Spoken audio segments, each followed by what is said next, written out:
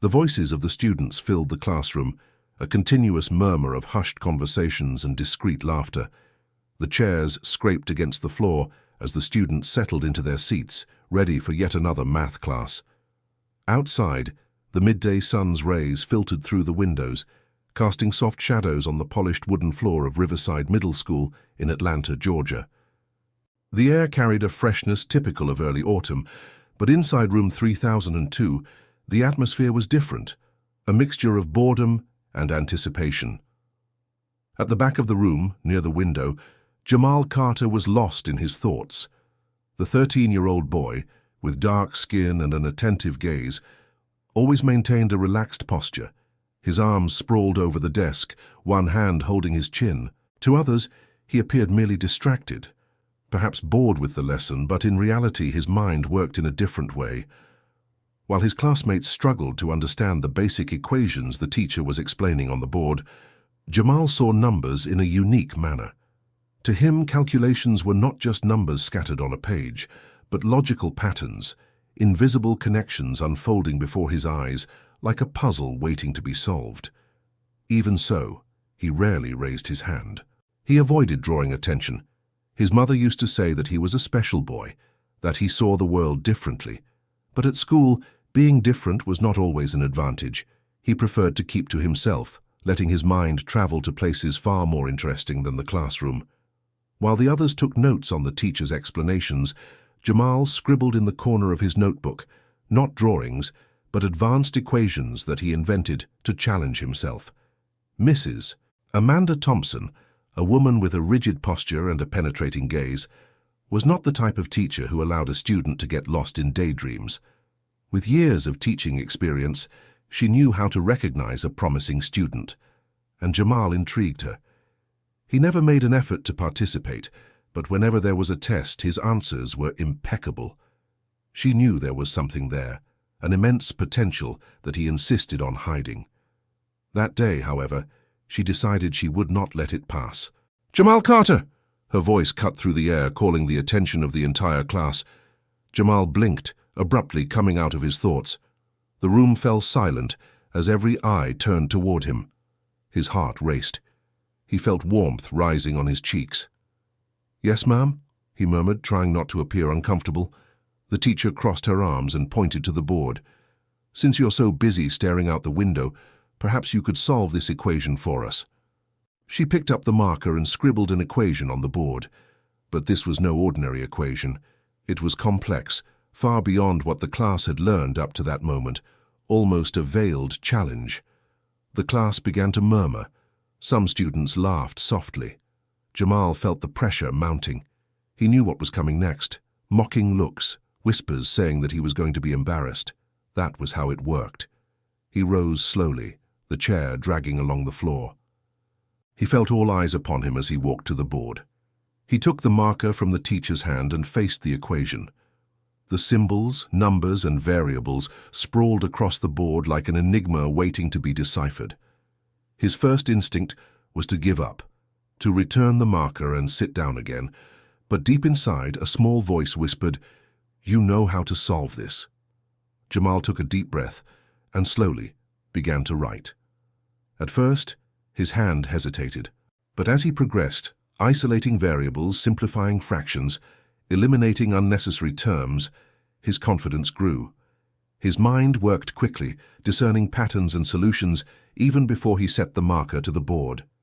The murmur in the room subsided. The laughter disappeared. What began as a challenge from the teacher turned into a spectacle. The classmates who had mocked him now watched in silence, some even leaning in to get a better look. "Wait, is he really solving this?" whispered a boy in the third row. Mrs. Thompson narrowed her eyes, observing every movement Jamal made.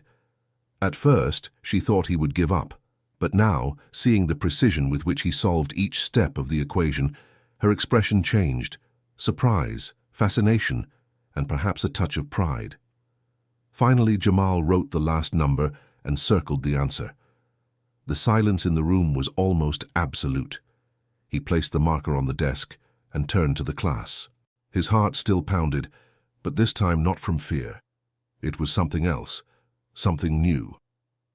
The teacher walked to the board, examining the solution.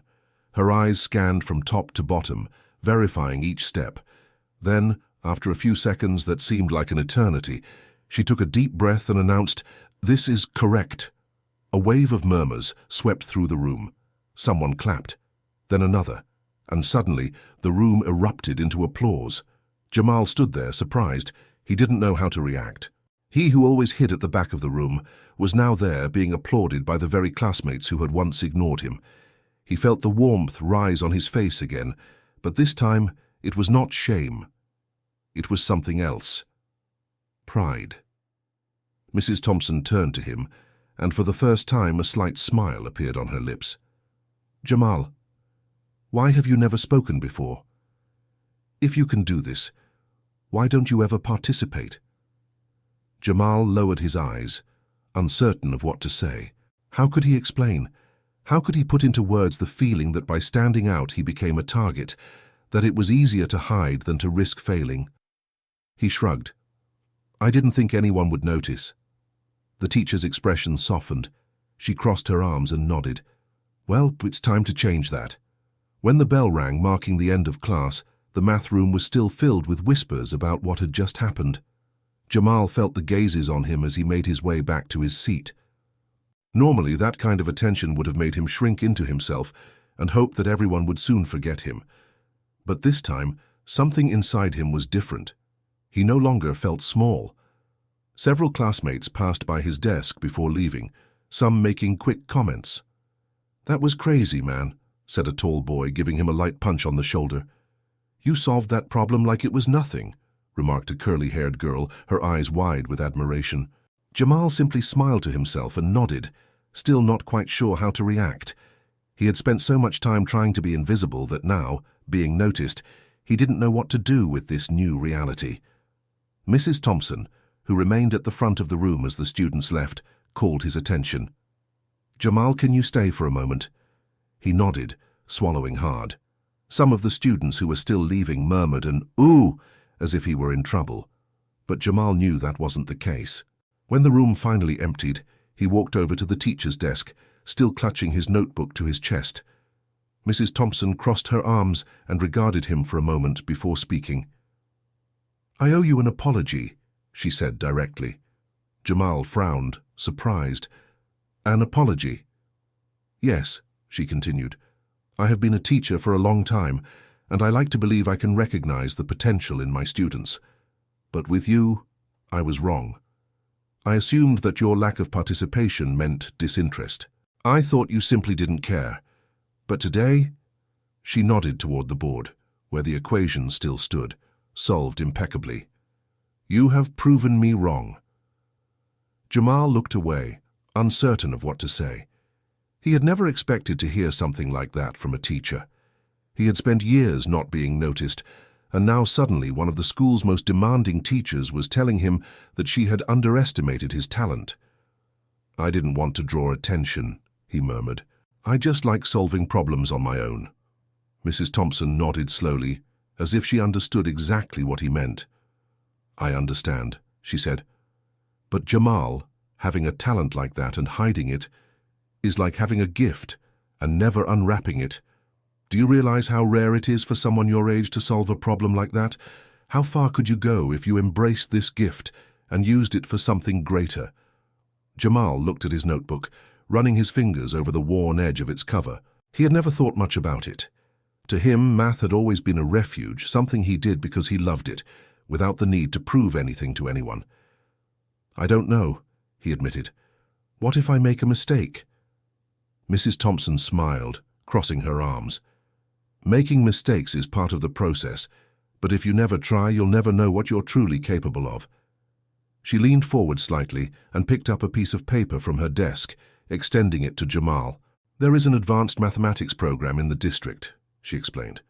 "An extracurricular course for students who need challenges beyond what they learn at school. I spoke with the coordinator, and they want you there, if you're interested." Jamal took the paper carefully, reading the information. The idea of joining a program like that was as exciting as it was frightening. He had never studied math with other students who truly loved the subject as he did. It had always been a solitary pursuit, but now it seemed that a new door was opening before him. He looked at Mrs. Thompson and, for the first time, felt a confidence he didn't know he possessed. I think I can try," he said, hesitant but sincere. The teacher's smile widened. "Great choice, Jamal." That night, sitting at the kitchen table, Jamal showed the paper to his parents. His mother read it first, her eyes shining with pride before passing it to his father.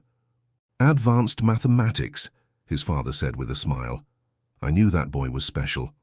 "We always knew," his mother added, taking his hand. "But now the world is seeing it too."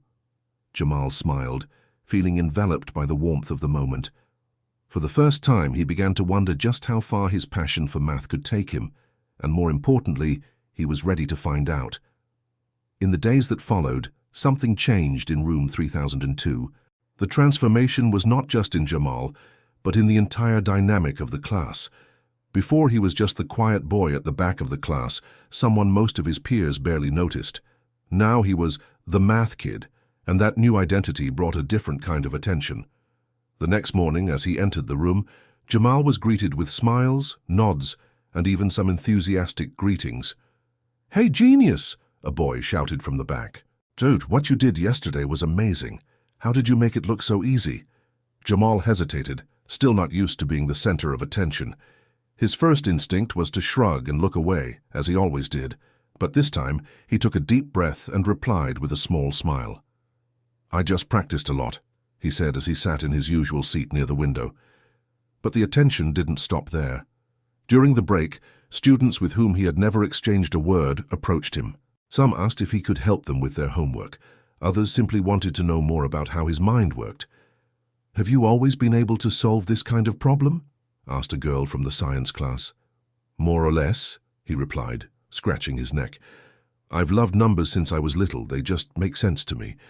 The respect he saw in his classmates' eyes was something new, something he didn't know how to handle. But little by little, he began to realize that he liked that feeling. For the first time, he felt part of something bigger. The following week, Jamal attended his first class in the advanced mathematics program. The building where the course was held was different from his school. The walls were covered with boards filled with complex equations, and the atmosphere was vibrant, full of students who shared the same passion for numbers.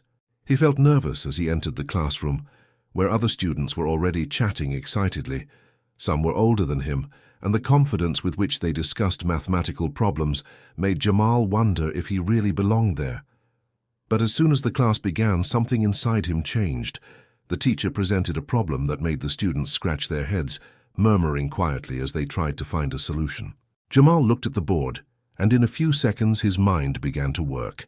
He saw the patterns, the pathways to the solution. He picked up a pencil and began to jot down the steps in his notebook. And then, without realizing it, he raised his hand. The teacher pointed at him. "Yes, Jamal." All eyes turned toward him, but this time he felt no fear. In a firm voice, he explained his solution, detailing each step with clarity. When he finished, the teacher smiled. "Impressive," she said. "You have a natural talent for this." His classmates nodded, some even murmuring praises. Jamal allowed himself to relax. He belonged there. At Riverside Middle School, Jamal's reputation grew with each passing day. The teachers began to see him in a new light, and Mrs. Thompson made it a point to encourage him whenever she could. "You've not only proven your talent, Jamal," she said one day after class. "You've shown everyone that with dedication, anyone can transform a gift into something grand." The class also began to change. Other students became more interested in math, viewing Jamal's example as an inspiration. He realized that he could help in ways he had never imagined. Instead of just solving problems on his own, he began to share his knowledge, helping classmates who struggled.